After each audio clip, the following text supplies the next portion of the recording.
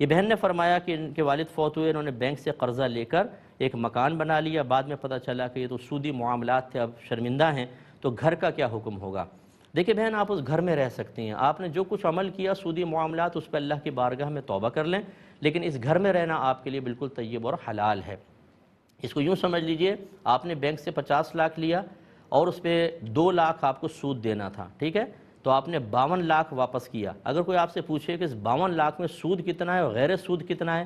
تو آپ فوراً کہیں گے 50 لاکھ غیر سود ہے، 2 لاکھ سود ہے۔ اس کا مطلب ہے جب ہم کسی سے وعدہ سود پہ قرضہ لیتے ہیں تو یہ وعدہ حرام ہے، سود دینے کا ارادہ حرام ہے، لیکن یہ جو قرضہ لیا ہے یہ تو قرض ہے۔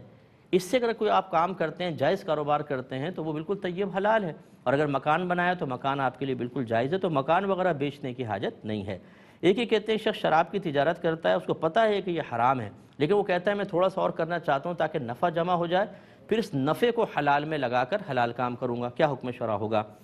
دیکھیں، شراب کی بیع حرام ہے بالکل، نبی کریم صلی اللہ علیہ وسلم نے اس کو لعنت کے نزول کا سبب قرار دیا ہے، اس سے جتنا بھی نفع حاصل ہوگا سب حرام ہوگا، تو آپ اس سے کہاں پہ حلال کے اندر لگانے کے خواب دیکھ رہے ہیں؟ فوراً سے پیشتر اس کو ختم کریں۔ اللہ تبارک و تعالیٰ بڑا قادر مطلق ہے، آپ شراب بیچ کر یہ سمجھ رہے ہیں کہ شاید اس کے بغیر میرا گزارا نہیں ہوگا، دنیا کے اندر سارے شرابی ہیں، سب شراب بیچ رہے ہیں، اللہ تعالیٰ سب کو روزیاں عطا فرما رہا ہے، اللہ پہ کامل بھروسہ کریں، شراب کی بوتلوں کے اوپر نہیں۔ یہ شراب آپ کو نہیں بچائے گی، یہ تو دنیا میں بھی مروا دے گی اور آخرت میں بھی تباہ کرے گی۔ اللہ تبارک و تعالیٰ کے دامن رحمت میں آئیں، اللہ کی بارگاہ میں توبہ کریں، تمام شراب کی بوتلیں توڑ دیں اور ختم کر دیں یہ کاروبار، اور آپ نیکی کی طرف آ جائیں، دیکھیں اللہ تعالیٰ آپ کو کتنا نوازتا ہے۔ ایک کویسچن یہ کیا تھا کسی نے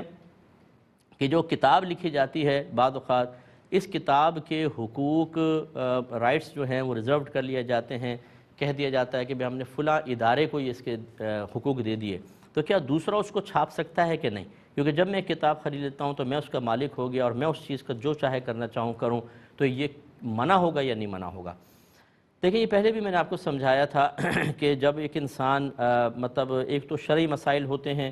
ان کے اوپر چلنا چاہیے، بعض اوقات ایک قانون ایسا بن جاتا ہے ملکی کہ اس میں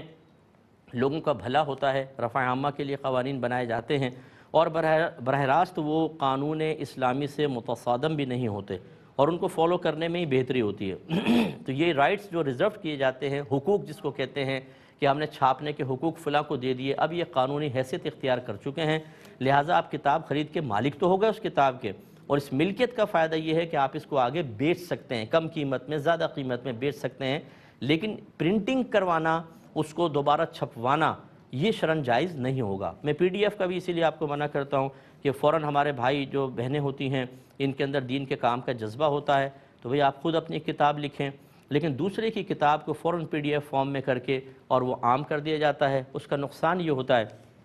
کہ وہ کتاب مکتبوں پہ بکنا بند ہو جاتی ہے، بہت سارے لوگ نہیں لیتے کیونکہ ان کے پاس وہ موبائل کے اندر اور ٹیبلٹس کے اندر آ جاتی ہے، کمپیوٹر میں آ جاتی ہے، اور پھر وہ لینا چھوڑ دیتے ہیں۔ جب لینا چھوڑ دیتے ہیں تو خود بتائیے کہ مکتبے کیسے چلیں گے، دینی ادارے کیسے چلیں گے، کتابیں بکیں گے نہیں تو رائٹر پھر دوبارہ نئی کتاب کی طرف کیسے مائل ہوگا؟ یہ تمام اتنا بڑا نقصان ہوتا ہے، ہم تھوڑے سے فائدے کے پیش نظر ایک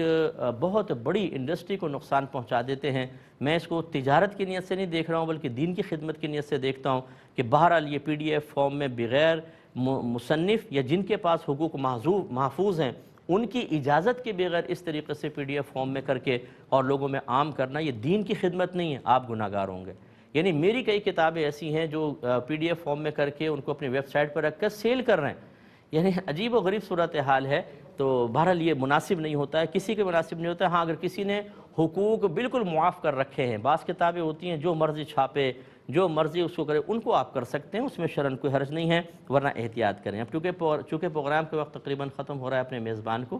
ہماری کیو ٹی وی کی پوری ٹیم کو اجازت مرحمت فرمائیں، آپ ہمارے لیے دعا کیجیے، ہم آپ کے لیے دعا گو ہیں کہ اللہ تبارک و تعالی ہمیں ہر عمل سے پہلے اس کے انجام پر نگاہ رکھ کر کچھ غور و تفکر کرنے کی توفیق عطا فرمائے، آمین۔ وآخر دعوانا ان الحمد للہ رب العالمین۔